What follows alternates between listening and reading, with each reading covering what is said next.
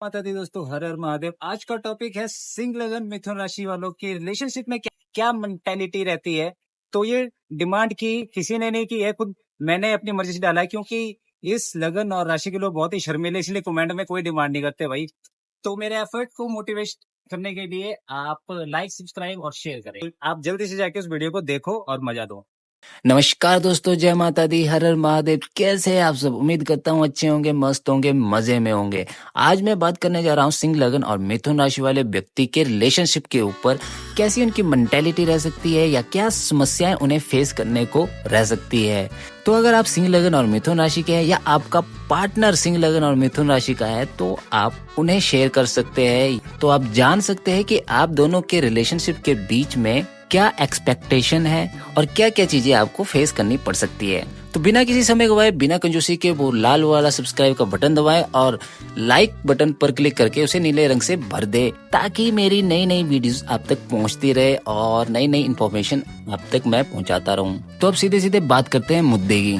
तो सबसे पहले है डोमिनेट और अडेप्टेबल। तो आप अपने रिलेशनशिप में अपने डोमिनेट और लीडरशिप क्वालिटी को दिखाएंगे, लेकिन साथ ही साथ अपने पार्टनर के साथ अडेप्टेबल और फ्लेक्सिबल भी रहेंगे।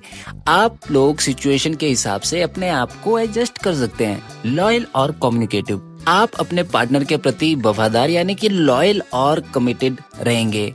साथ ही साथ आप अपने रिलेशनशिप में खुलकर बातें करने वाले और इंटेलेक्चुअल डिस्कस में रुचि रखने वाले होते हैं। आप अपने पार्टनर से पूरी तवज्जो से प्यार की अपेक्षा रखते हैं, उन्हें अटेंशन चाहिए होता है और आप लोग रिलेशनशिप में मस्ती और फन भी ले आते हैं, जो रिलेशनशिप को लिवली और एक्साइटिंग बनाता है। आप अपने पार्टनर के प्रति उदार होते हैं और उन्हें खुश रखने के लिए कुछ भी कर सकते हैं। मिथुन राशि के कारण आप कभी कभी फ्लर्टेशियस भी हो सकते हैं, जो आपके रिलेशनशिप में एक प्लेफुल एलिमेंट ले आता है। तो आप लोग अपने आप में कॉन्फिडेंट और सेल्फ एश्योर्ड होते हैं, लेकिन साथ ही साथ कभी कभी आप रिलेशनशिप में डिसीजन को लेकर कंफ्यूज्ड या इनडिसिसिव भी हो सकते हैं। कंफ्यूज्ड इसीलिए क्योंकि आपको कभी कभी लगता है कि शायद आपका पार्टनर आपको समझ नहीं पा रहा हो या वो आपसे कम्युनिकेट नहीं कर पा रहा हो।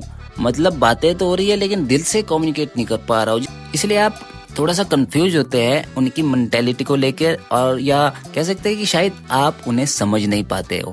तो ये एक ऐसी प्रॉब्लम आपको फेस करनी पड़ सकती है। तो कोशिश करें कम्युनिकेट करने की, दिल से बातें करने की, उन्हें भी समझने की और खुद को भी समझने की। आप इंटेलेक्चुअल कॉन्वर्सेशन को पसंद करते हैं और अपने पैशन और उत्साह से रिलेशनशिप को गर्मी देते हैं। ये कॉम्बिनेशन आपके रिलेशनशिप को मजबूत बनाता है, जहां दिमाग और दिल दोनों का योगदान होता है। आप अपने पार्टनर से खुलकर बात करते हैं और उन्हें पूरी तवज्जो से अपेक्षा करते हैं। अब बात करते हैं इंटरेक्शन ऑफ ट्रेड्स की। आप लोग अपने पार्टनर से खुलकर बात करते हैं और उन्हें पूरी तवज्जो की अपेक्षा करते हैं, जो रिलेशनशिप में ट्रांसपेरेंसी और अंडरस्टैंडिंग को बढ़ाता है। एक्साइटमेंट और स्टेबिलिटी। आप पैशनेट, एनर्जेटिक, प्लेफुल और अडेप्टिव नेचर के होते हैं, जिससे रिलेशनशिप को डायनामिक और स्टेबल बनाया जाता है। Conflict handling. आपका डोमिनेट और इंडिसिसिव नेचर कभी कभी क्लैशेस क्रिएट कर सकता है, लेकिन अगर ये व्यक्ति अपनी कम्युनिकेशन स्किल्स का उपयोग करे तो कॉन्फ्लिक्ट को इजीली रिसॉल्व किया जा सकता है। तो अब बात करते हैं थोड़ा सा रिलेशनशिप को खुशहाल बनाए रखने के लिए आप क्या कर सकते हैं। तो सबसे पहला है कि ओपन कम्युनिकेशन करें।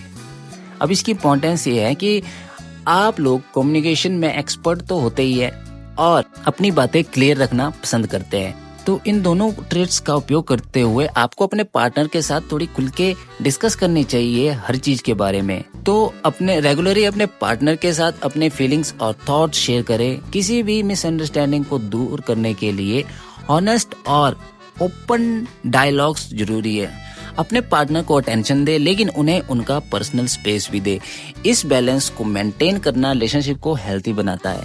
अपने पार्टनर की छोटी सी छोटी बातों को अप्रिशिएट करें, उनके एफर्ट और अचीवमेंट को रिकॉग्नाइज करें और उन्हें अपनी मोटिवेशनल बातों से उत्साहित रखें। कॉन्फ्लिक्ट के वक्त पेशेंस रखें, अपने पार्टनर की बात को ध्यान से सुनो और अपनी बात को कामली एक्सप्रेस करो। प्रॉब्लम सॉल्विंग अप्रोच करो और ईगो को साइड में जरूर रखो, क्योंकि ईगो भी आप दोनों के रिलेशनशिप में बहुत मैटर करता है। खासकर आपका ईगो जल्दी हर्ट हो जाता है अब साथ में आपका पार्टनर भी सिंह लगन और मिथुन राशि का होगा और आप भी सिंह लगन मिथुन राशि के होगे, फिर तो कम्युनिकेट करना यानी कि आप दोनों का ईगो हर्ट एक साथ होना रिलेशनशिप में थोड़ी सी प्रॉब्लम भी क्रिएट कर सकता है। तो इसलिए आप दोनों में से किसी एक को कूल रहना पड़ेगा। हर रोज कुछ फन एक्टिविटी प्लान करो, डेट्स, नाइट ट्रिप्स या कुछ एडवेंचरस एक्टिविटी अपने शेड्यूल में इंक्लूड करो। इससे रिलेशनशिप फ्रेश और एक्साइटेड रहेगा। अपने पार्टनर की यूनिक प्रवृत्ति और प्रेफरेंस को रिस्पेक्ट करें, उनके इंटरेस्ट को समझे और उन्हें सपोर्ट करने की भी कोशिश करें ताकि आप पर उनका इंटरेस्ट बना रहे। अब जब आपके रिलेशनशिप में आपको ये देखने को मिले कि आप अपनी तरफ से तो सारे एफर्ट कर रहे हो लेकिन आपका पार्टनर फिर भी आपको नहीं समझ पा रहा है या नहीं समझ पा रही है, तो वहां पे उस वक्त आपको क्या करना चाहिए? तो उस वक्त आपको एक काम और कंपोज्ड मैनर में अपने पार्टनर से बात करनी चाहिए। उन्हें बताना चाहिए कि आप अपनी तरफ से सब कुछ सही करने की कोशिश कर रहे हैं लेकिन आपको लगता है कि कुछ मिसिंग है। तो जो वो मिसिंग है उसे पूरा करने की कोशिश करे और कोशिश ये करे कि वो अपनी हर दिल की बात आपसे शेयर करे, एक्सप्रेस करे। फिर आता है एक्टिव लिसनिंग। उनकी बात को पूरी तरह से सुनने की कोशिश करे बिना इंटरप्ट किए। उनके कंसर्न और फीलिंग को जेन्युइनली समझने की कोशिश करें। ऐसा नहीं कि आप सिर्फ अपनी ही बताए जा रहे हो, आप उनकी सुन ही नहीं रहे हो।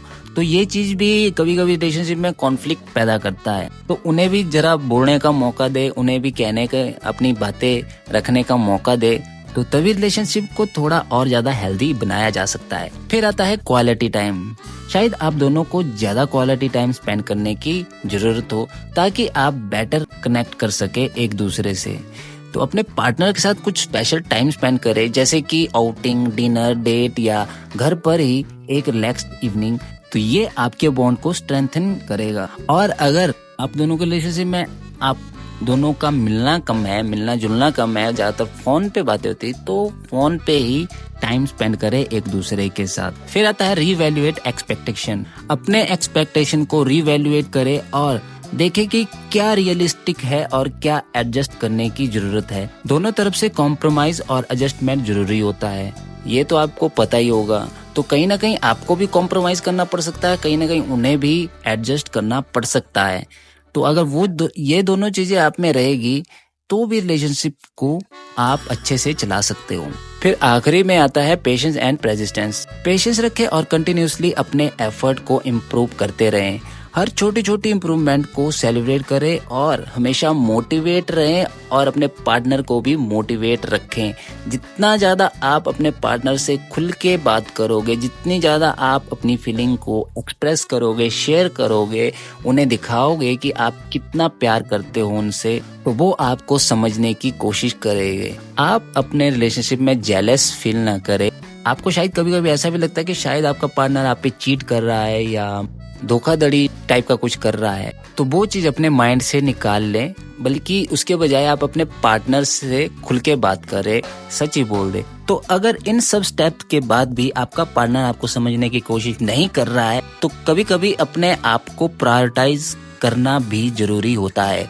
अपने मेंटल हेल्थ और वेलबींग को प्रोटेक्ट करने के लिए आपको ये इवैल्यूएट करना पड़ सकता है कि क्या ये रिलेशनशिप आपके लिए हेल्थी है या नहीं। तो कैसी लगी आपको ये बातें कमेंट में जरूर बताएं। साथ ही साथ लाइक करना, सब्सक्राइब करना ना भूले और बेल आइकन का बटन दबाएं ताकि आपको मेरी हर नोटिफिकेशन मिलती रहे और हर इन्फॉर्मेशन आप तक पहुंचती रहे।